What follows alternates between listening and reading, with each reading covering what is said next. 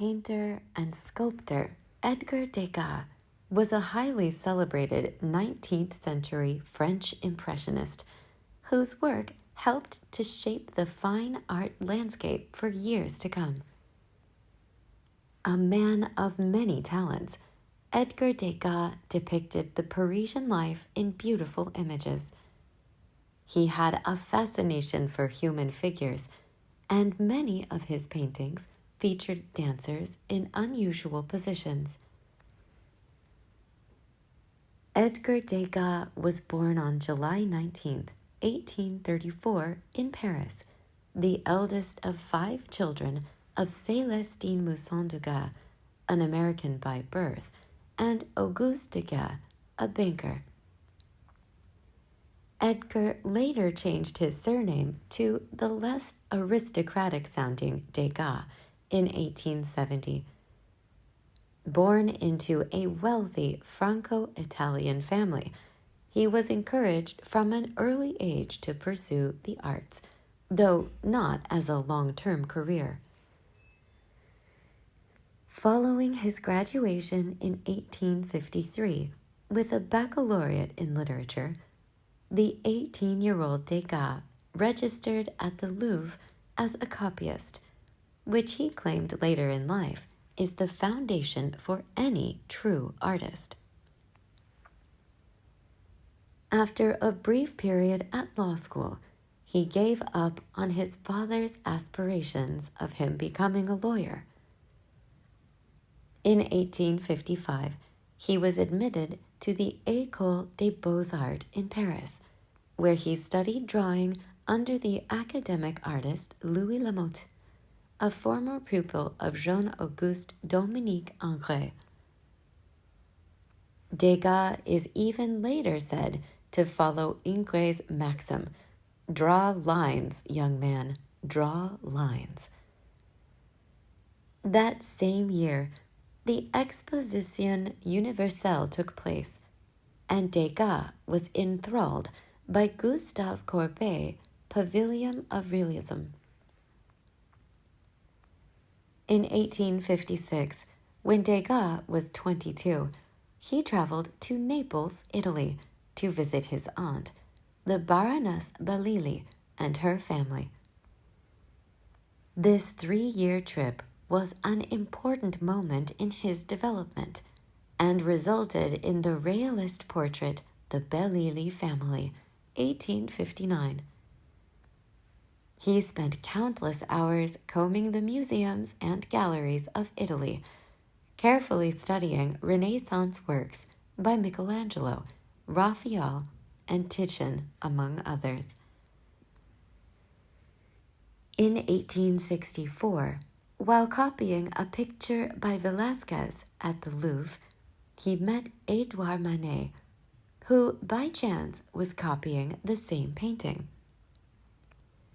His friendship with Manet was instrumental for Degas, and probably for Manet, and even the development of Impressionism as a whole.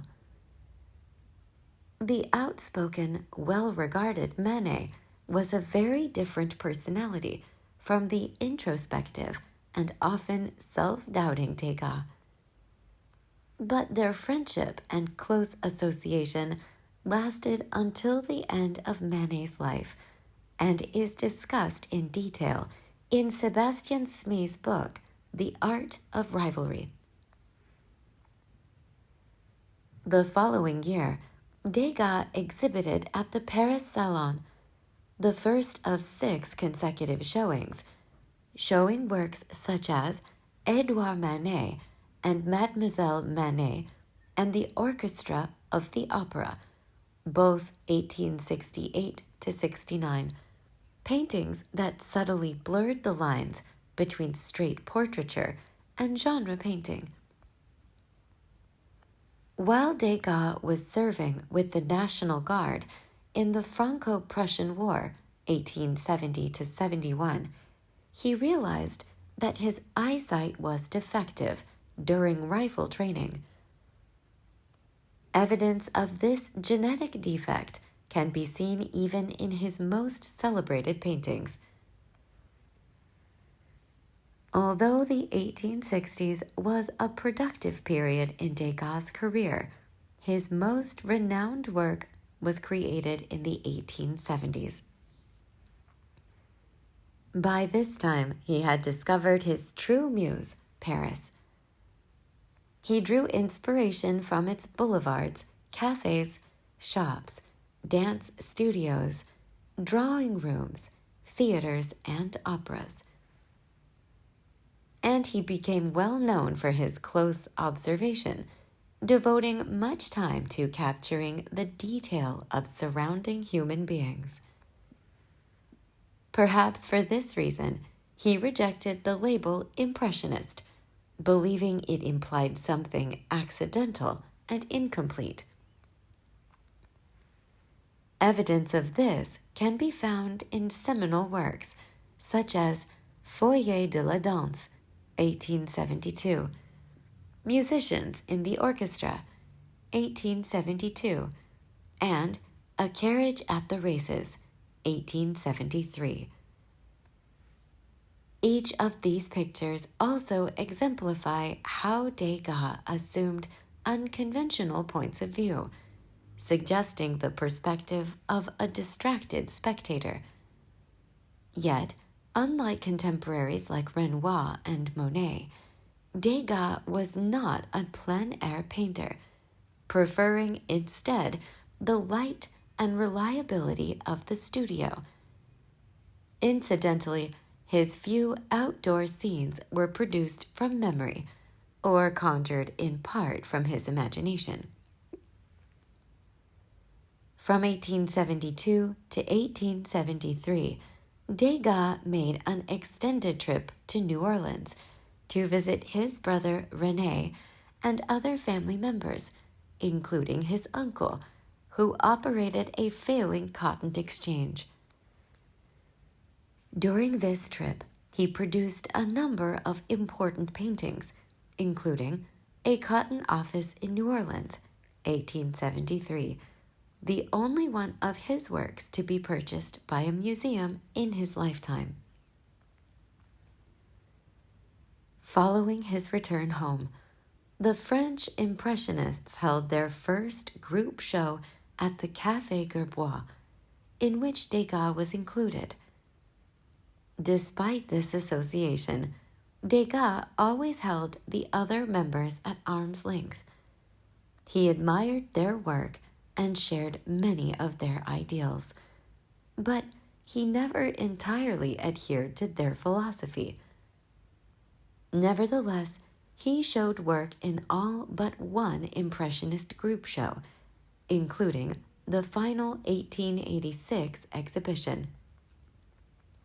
As well, he single-handedly recruited more artists to exhibit at these shows than any other member. Degas remained a bachelor throughout his life and had few, if any, romantic entanglements. This has fueled speculation about the rationale for his unusual and generally unflattering images of women. His intent may have been to suggest the figures caught off guard, though feminist critics have pointed out that the effect is often degrading. Any male painter who spends so much time depicting the female form is bound to receive his share of criticism, and the same hold true for a female that abstracts the nude male. In fact, there is much to consider regarding his treatment of the female subject in his work. Much of this is wonderfully discussed in an essay on Degas by the writer and art critic Julian Barnes. In Degas' case, one sitter reported that he is a strange gentleman. He spends the whole 4 hours in the sitting combing my hair. That particular sitter was complaining. Upon significant study of the hundreds of depictions women dancing, washing, brushing their hair by Degas, an observer may well realize the painter in a more gentle light. As the 19th century came to a close, Degas' pace of work waned, and he began spending more time collecting the works of other artists he admired. He purchased work by contemporaries such as Manet, Pissarro, Van Gogh, Gauguin, and Cézanne, as well as other artists who had informed Degas as a young man, like Delacroix and Ingres. Late works, like the bronze Woman Rubbing Her Back with a Sponge, 1900, is a testament to Degas' continued devotion to capturing the female form. Although Degas abandoned oil painting later in life, he continued to work in a variety of media, including pastels and photography. Yet sculpture became his preferred medium as his eyesight deteriorated. He increasingly became a recluse, and most of his friendships with artists like Monet and Renoir eventually dissolved. These ruptures were hastened by Degas' outspoken anti-Semitism, which was amplified by his stance during the infamous Dreyfus Affair. He died in 1917.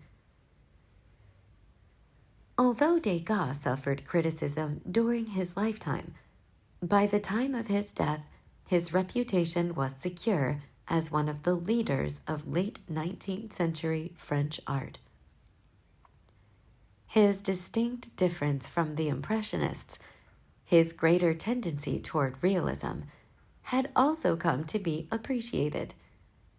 His standing has only increased since his death, though since the 1970s, he has been the focus of a lot of scholarly attention and criticism, primarily focused around his images of women, which have been seen as misogynistic. Make sure to subscribe to our YouTube channel by selecting the subscribe button below. Please give us a thumbs up. Also, please feel free to share the video on your preferred social media service.